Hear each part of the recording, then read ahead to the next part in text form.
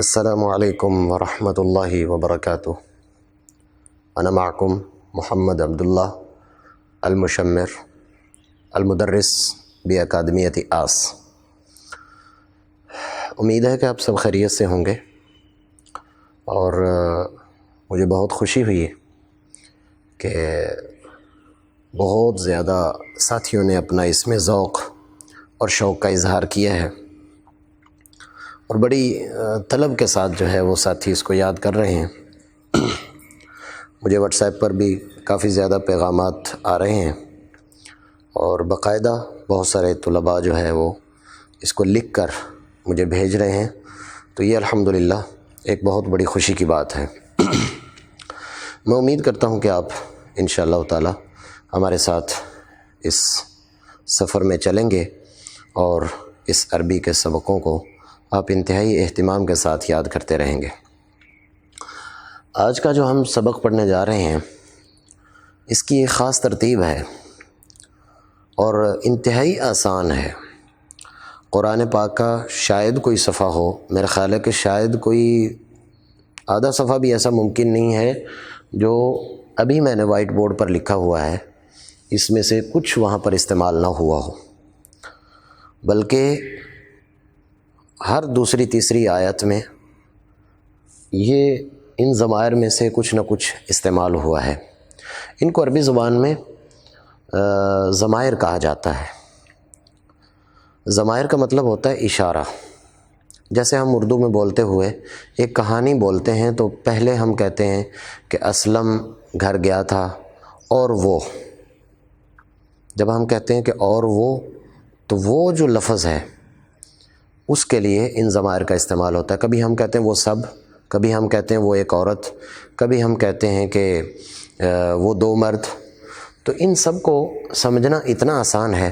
اس سے پہلے فارمولہ ایک ذہن میں رکھیے گا کہ میں نے ایک سبق میں پہلے آپ سے ذکر کیا تھا، اس میں نے آپ کو یہ ذکر کیا تھا کہ ہم دائیں ہاتھ کو ہمیشہ مذکر کے اشارے کے لیے استعمال کریں گے، اور بائیں ہاتھ کو ہم مؤنث کے اشارے کے لیے استعمال کریں گے۔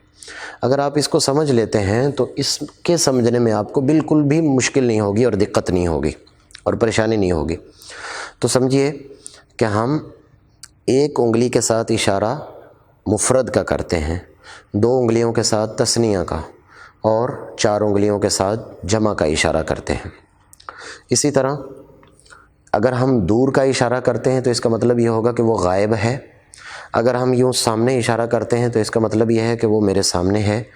اگر میں اپنی طرف اشارہ کرتا ہوں تو اس کا مطلب یہ ہے کہ میں ہوں۔ اگر ہم مؤنث کو لیتے ہیں، دور کا اشارہ یوں کریں گے تو اس کا مطلب یہ ہے کہ وہ یہاں پر نہیں ہے مؤنث، کیونکہ میں الٹے ہاتھ سے اشارہ کر رہا ہوں۔ اور اگر میں سامنے اشارہ کر رہا ہوں تو اس کا مطلب یہ ہے کہ اگر میں بائیں ہاتھ سے اشارہ کر رہا ہوں تو وہ مؤنث ہے اور میرے سامنے ہے۔ اگر ایک اشارہ ہے تو اس کا مطلب یہ ہے کہ وہ مفرد ہے، اگر دو ہے تو اس کا مطلب یہ ہے کہ وہ تثنیہ، اور اگر میں چار انگلیاں اس طرح کرتا ہوں تو اس کا مطلب یہ ہے کہ وہ جمع ہے۔ اور جب میں اپنی طرف ایک انگلی کا اشارہ کرتا ہوں تو اس کا مطلب یہ ہے کہ میں اکیلا، اور اگر چار انگلیوں کا اشارہ کرتا ہوں تو اس کا مطلب یہ ہوگا کہ جمع۔ یاد رکھیے یہاں پر کہ غائب میں، حاضر میں تو تثنیہ ہوتا ہے، لیکن عربی زبان کے اندر متکلم کے اندر دو ہی صیغے ہوتے ہیں، یا مفرد کا ہوتا ہے یا جمع کا ہوتا ہے۔ تو اب میرے ساتھ آپ سب سے پہلے اس اشارے کو سمجھیے کہ پہلے آپ نے اس کی اردو میں مشق کرنی ہے، وہ اس انداز سے کہ آپ دور کا اشارہ کریں اور یہ کہیں کہ وہ ایک مرد، اور ایک انگلی کا اشارہ کریں دور کا اشارہ کرتے ہوئے، کہیں کہ وہ ایک مرد، پھر آپ دو انگلیاں وہ دو مرد، وہ سب مرد، اور اس کے بعد سامنے کا اشارہ کریں ایک کے ساتھ کہ آپ ایک مرد، آپ دو مرد، آپ سب مرد، اور اس کے بعد کہیں کہ میں ایک مرد، ہم سب مرد۔ اسی طرح اردو میں پھر مشق کریں مؤنث کی کہ وہ ایک عورت، وہ دو عورتیں، وہ سب عورتیں، آپ ایک عورت، آپ دو عورتیں، اور آپ سب عورتیں، اور پھر اپنی طرف ایک انگلی کا اشارہ کر کے میں ایک عورت اور ہم سب عورتیں۔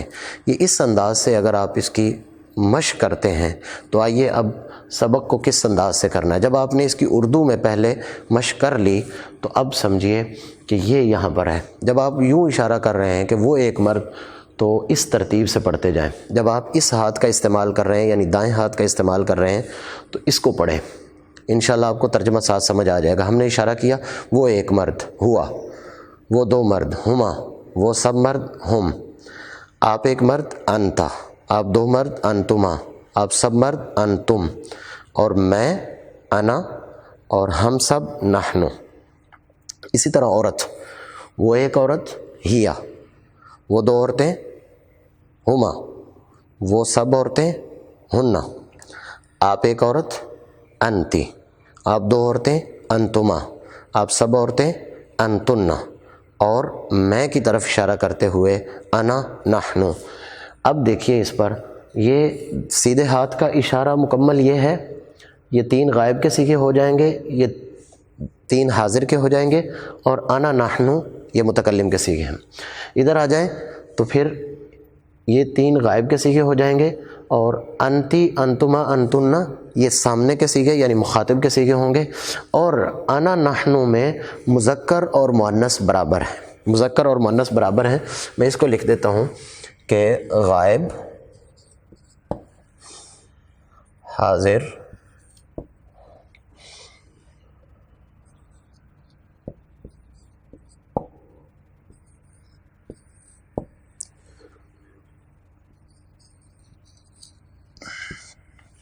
متکلم کا مطلب ہوتا ہے جو بات کرنے والا ہوتا ہے، تو انا نحنو اس کا مطلب یہ ہوگا کہ میں اور ہم سب۔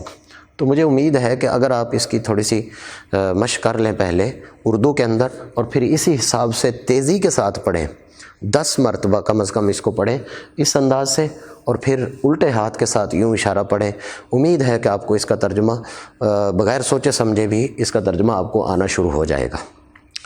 تو اگلے سبق کی طرف بڑھتے ہیں، جو انتہائی اہم سبق ہے اور اس کا استعمال جاننا بھی بہت ضروری ہے۔ تو آئیے، اب یہ جو الفاظ لکھے ہیں میں نے، قرآن پاک میں بڑی کثرت سے استعمال ہوئے ہیں، یہ وہ نام ہیں جو ہمارے انتہائی قریبی رشتہ دار ہیں، عزیز ہیں۔ دیکھیے ان کا ترجمہ دیکھتے ہیں۔ ابن باپ، امن ماں، اخن بھائی، اختن بہن، زوجن شوہر، زوجتن بیوی، عمن چچا، ابن بیٹا، بنتن بیٹی، جدن دادا، جدتن دادی، ابن الاخت بہن کا بیٹا، اور جارن پڑوسی، جارن پڑوسی جو ہمارا ہمسایہ ہوتا ہے اس کو عربی میں جار کہا جاتا ہے۔ حدیث پاک میں یہ لفظ استعمال ہوا ہے۔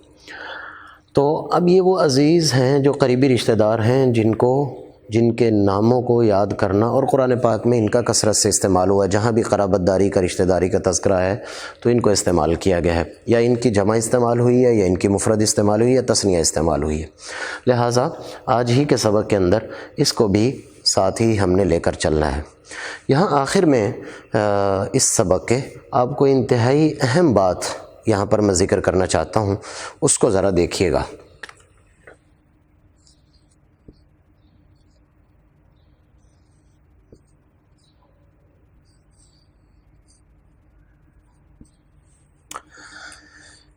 یہ 3 لفظ ہیں، ایک ہے یا، ایک ہے کا، اور ایک ہے کم۔ ان میں سے کسی لفظ کو اگر آپ نے کہنا ہے کہ وہ میرا ہے، تو آپ اس لفظ کے آخر میں یا سے پہلے زیر دے کر اس لفظ کو بولیں گے تو اس کا مطلب وہ بن جائے گا۔ مثال دیتا ہوں آپ کو، امن ماں کو کہتے ہیں، تو اگر آپ نے کہنا ہے میری ماں، تو یا سے پہلے زیر لگائیں میم کے نیچے، امی، امی بولیں۔ اخن بھائی کو کہتے ہیں، تو یا سے پہلے والے لفظ کے نیچے زیر لگا دیں تو اخن سے اخی، میرا بھائی۔ اختن بہن کو کہتے ہیں، تو یا سے پہلے زیر لگا کر یا اس کے آخر میں لگا دیں تو اس کا مطلب یہ ہوگا کہ میری بہن۔ آپ نے اس یا کو لے کر ان سب کے ساتھ تدریب اور مشق کرنی ہے کہ میرا شوہر، میری بیوی، میرا چچا، ابنن میرا بیٹا کیسے کہیں گے؟ ابنن سے ابنی، یا سے پہلے زیر اور آخر میں یا لگا دینی ہے تو اس کا مطلب یہ ہوگا کہ یہ میرا ہے۔ اور اگر آپ کہنا چاہتے ہیں یہ آپ کا ہے تو اس کے لیے کا اس کے ساتھ لگا دیں، زبر زیر کی کوئی تبدیلی نہیں ہوگی۔ جیسے مثال کے طور پر امک، اخوک، اختک، زوجک، زوجک، ٹھیک ہے، زوجتن، چونکہ تنوین یہاں پر ختم ہو جائے گی، وہ اگلے سبقوں میں جا کر ایک مضاف مضاف الیہ کا اصول ہوتا ہے، وہ میں انشاءاللہ تعالی ذکر کروں گا۔ بس آپ نے کا اس کے آخر میں لگانا ہے۔ مثال کے طور پر یہ تنوین ختم ہو جائے گی، وہ اسی طرح رہے گا، عمن سے عمکا، تمہارا چچا، ابن سے ابنکا، تمہارا بیٹا، بنتن سے بنتک، تمہاری بیٹی، اگر ایک کو کہنا ہے تو۔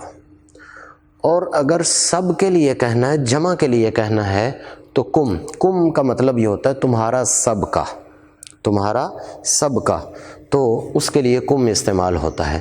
تو میں دوبارہ دہرا دیتا ہوں، یا کا مطلب یعنی یا کے اوپر کوئی چیز نہیں آنی، اس سے پہلے زیر آئے گی اور اس کا مطلب یہ ہوگا کہ میرا، کا مطلب تیرا، اور کم کا مطلب تم سب کا۔ تو اس کو اس انداز سے آپ نے یاد کرنا ہے۔ آج کے سبق کے لیے اتنا ہی کافی ہے۔